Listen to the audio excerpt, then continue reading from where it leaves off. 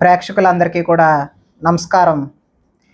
ఈ 2026 వారాహి గుప్త నవరాత్రులు సమీపిస్తున్నాయి. అంటే జూలై 15వ తేదీ నుండి జూలై 23వ తేదీ వరకు అన్నమాట. ఈ సోషల్ మీడియాలో, యూట్యూబ్లో, వాట్సాప్లో ఒకటే ప్రచారం కనిపిస్తుంది. వారాహి అమ్మవారి పూజ చేయండి, ఈ మంత్రం జపించండి, 9 రోజుల్లో కోట్ల పుణ్యం వస్తుంది, ఈ పూజ చేస్తే జీవితమే మారిపోతుంది అని చాలామంది చెబుతున్నారు. కానీ ఒక్కసారి ఆలోచించండి, వారాహి అమ్మవారు ఎవరు? ఆమె ఉపాసన నిజంగా అందరూ చేసే సాధారణ పూజేనా, లేదా కొన్ని నియమాలు తప్పనిసరిగా పాటించాలా? ఈ వీడియోలో శాస్త్ర సాంప్రదాయ దృష్టిలో ఈ విషయాన్ని తెలుసుకునే ప్రయత్నం చేద్దాం. ముందుగా ఒక విషయం స్పష్టంగా చెప్పాలి. వారాహి అమ్మవారు సప్తమాతృకలలో ఒకరు. శ్రీచక్ర సాంప్రదాయంలో దండనాద స్వరూపిణిగా భావిస్తారు. ఆమె అత్యంత శక్తివంతమైన దేవతగా ఆరాధింపబడుతుంది. శక్తివంతమైన దేవత అంటే భయపడాల్సిన అవసరం కూడా లేదు.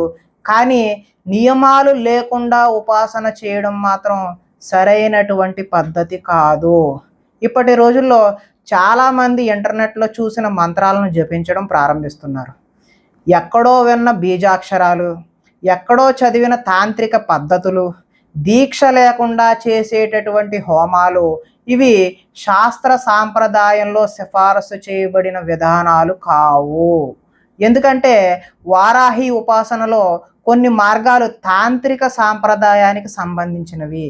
అలాంటి ఉపాసనలకు గురూపదేశం, దీక్ష, నియమాలు, ఆచరణ చాలా ముఖ్యమైనవి.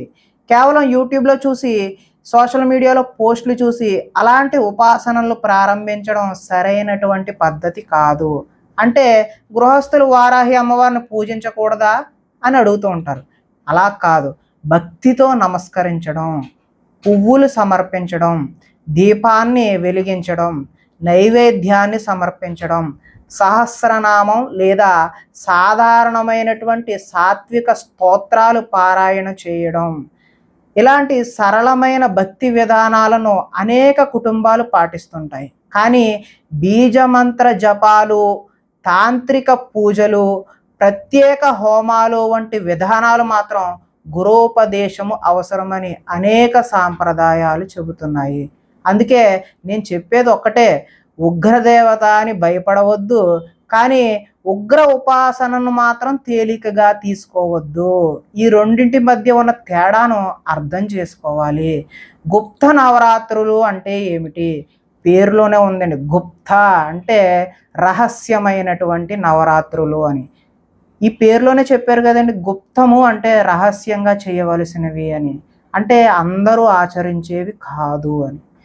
కాకపోతే ఈ రోజుల్లో అందరికీ కూడా కామ్యపరమైనటువంటి కోరికలు, కామ్యం అంటే మన యొక్క కోరికలు, ఇల్లు కావాలని, పెళ్ళి కావాలని, లేదంటే ఉద్యోగం త్వరగా రావాలని, ఇలాంటి కామ్యపరమైనటువంటి కోరికలు శీఘ్రంగా సిద్ధించుకోవడానికి ఇలా ఉగ్రదేవత ఆరాధన చేస్తూ ఉన్నారు.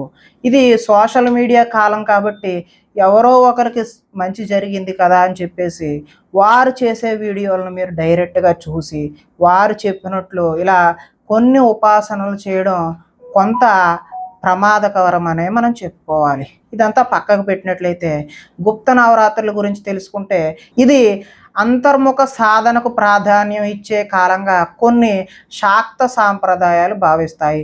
అందుకే ఈ సమయంలో అనేక మంది ప్రత్యేక ఉపాసనలు చేస్తారు.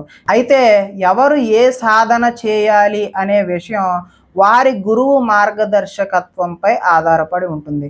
అందువల్ల సోషల్ మీడియాలో కనిపించిన ప్రతి మంత్రాన్ని జపించకండి, ఎవరైనా చెప్పారని హోమాలు ప్రారంభించకండి, దీక్ష అవసరమయ్యే ఉపాసనలను స్వయంగా చేయకండి.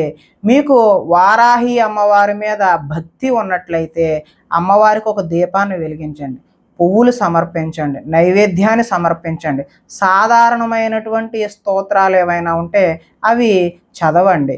కుటుంబ శ్రేయస్సు కోసం, అమ్మా నాకు మంచి చేయి తల్లి, నాకు ఉద్యోగాన్ని కలిగించు తల్లి, లేదంటే నాకు వివాహాన్ని కలిగించు తల్లి, నాకు గృహ యోగాన్ని కలిగించు తల్లి అని చెప్పేసి ప్రార్థన మాత్రమే చేయండి. అది కూడా గొప్ప భక్తే అవుతుంది. అమ్మవారు మీకు మంచి చేయడానికి ఆస్కారం ఉంటుంది. ఈ వీడియో ద్వారా ఎవరిని భయపెట్టడం అయితే మా ఉద్దేశం కాదు. శాస్త్ర సాంప్రదాయం ఏం చెబుతుందో అది మీ ముందుకు తీసుకురావడమే మా ప్రయత్నం. భక్తి ఉండాలి, అదే సమయంలో వివేకం కూడా ఉండాలి. గురువు మార్గదర్శకత్వం ఉంటే ఉపాసన మరింత శ్రేయస్కరంగా ఉంటుంది. ఎందుకంటే వారాహి అమ్మవారు ఉగ్రదేవత కాబట్టి అనే విషయాన్ని మీరు గుర్తుంచుకోండి. పదే పదే చెప్తున్నాను, రిస్క్ చేయకండి.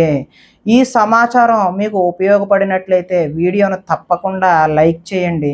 ఇలాంటి శాస్త్రోక్త సమాచారం కోసం మా ఛానల్ని సబ్స్క్రైబ్ చేసుకోండి. మీ అభిప్రాయాన్ని కామెంట్ రూపంలో తెలియచేయండి. ధన్యవాదాలు. ఓం శ్రీ వారాహి నమః.